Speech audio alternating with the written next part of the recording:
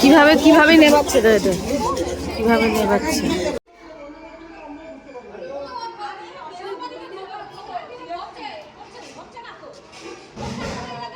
রে বাবা ছিস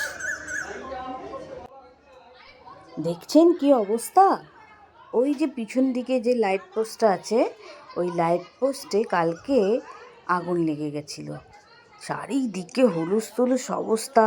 নিচে তো আমরা তো বারান্দায় দাঁড়িয়ে কি করব দিশা খুঁজে পাচ্ছি না। আর নিচে সবাই বাইরে নেমে গেছে যে কি হবে কি হবে। আগুনটা পুরো যেন মনে হচ্ছে না সেই সিলিন্ডার যেরকম বাস্ট হয়, বোম যেরকম ফাটে, সেরকম বুম বাম করে একদম অবস্থা ফেটে আর পুরো গোটা এলাকার কারেন্ট চলে গেছিলো। আমরা প্রথমে বুঝতে পারিনি। আমরা প্রথমে দুষ্টু আর সন্নু প্রথম স্কুল খুলেছে, ওই জন্য আমরা খাইয়ে দাইয়ে নিয়ে এসে শুইয়েছি।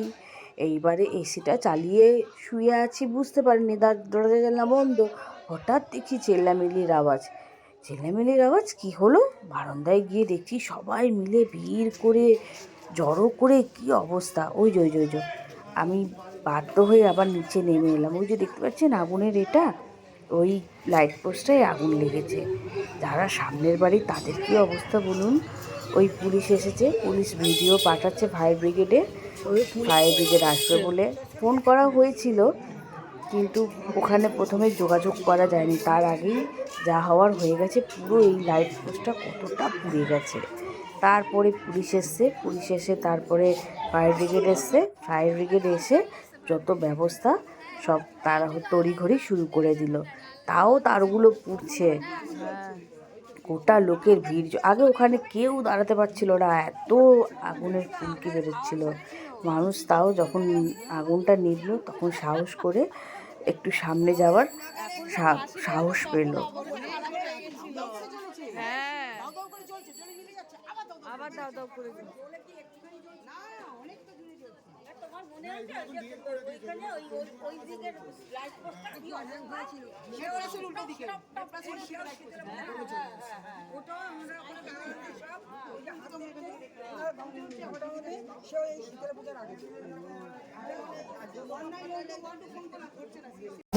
কিভাবে কিভাবে নেবাচ্ছে তো এটা কিভাবে নেবাচ্ছে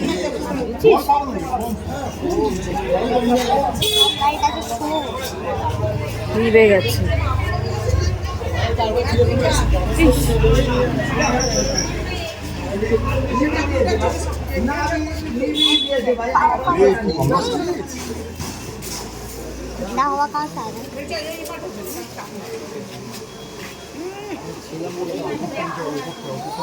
এবারে কানেকশনে করছে জল, সেটা আরো রিস্কের ব্যাপার।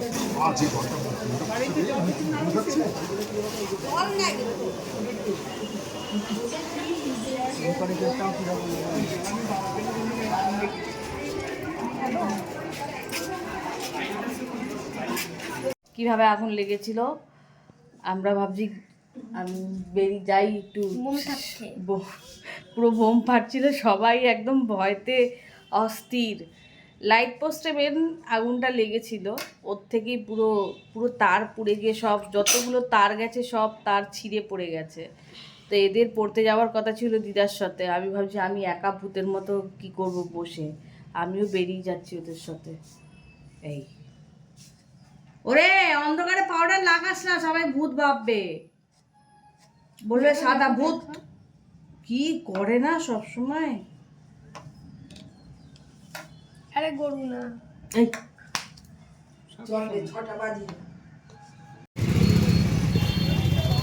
একটা জায়গা রেখে কি অবস্থা।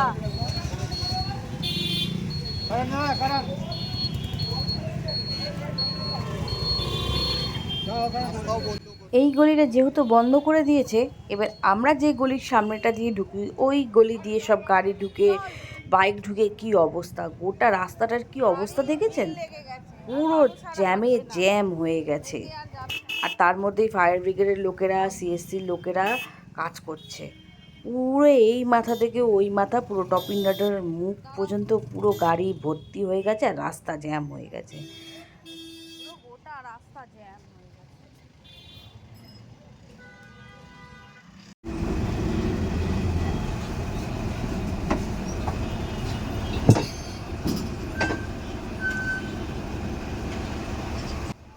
আমাদের চোখ মুখের কী অবস্থা হয়েছে দেখেছেন? আসলে ঘুমোচ্ছিলাম আমরা, হট করে এইরকম অবস্থা, তো আমরা তাড়াহুড়ো করে রেডি হয়ে বাড়ি ছেড়ে বেরিয়ে এলাম। আজকে কার মুখ দেখে উঠেছি কে জানে, সেই শ্যামবাজার পাঁচমাথার মোড়ে নামিয়ে দিয়েছে, ওখানে আবার বাস ঘুরিয়ে দিচ্ছে।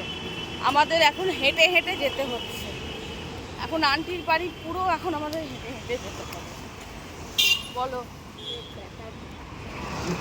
ও টেনশনে পেট ব্যথা করছে। হ্যাঁ, এখন পড়তে যাবে তো ওনার পেট ব্যথা করছে।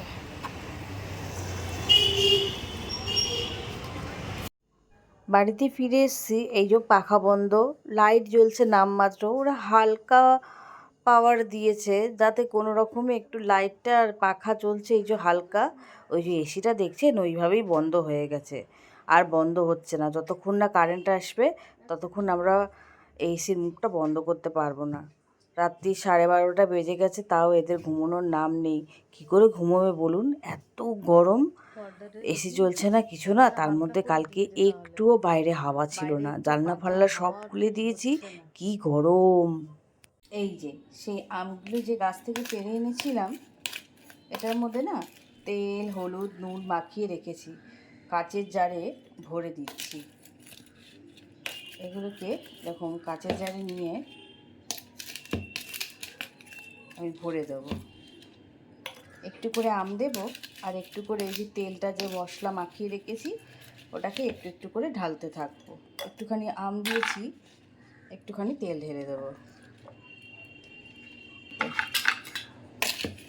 কী করবো, আজকে কাজ নেই। এই যে কারেন্ট কাল থেকে জানেন এখনও কারেন্ট আসেনি। বাচ্চাগুলো দিদার বাড়ি, ছোটোটা স্কুল ছুটি হয়েছে, সে দিদার বাড়ি চলে গেছে, আর বড়টা স্কুলে গেছে।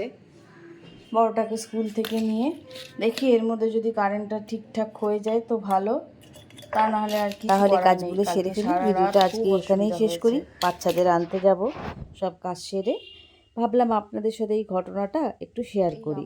ভিডিওটা ভালো লাগলে একটা লাইক দেবেন, আর চ্যানেলটা অবশ্যই সাবস্ক্রাইব করবেন। সকলে ভালো থাকবেন, সুস্থ থাকবেন।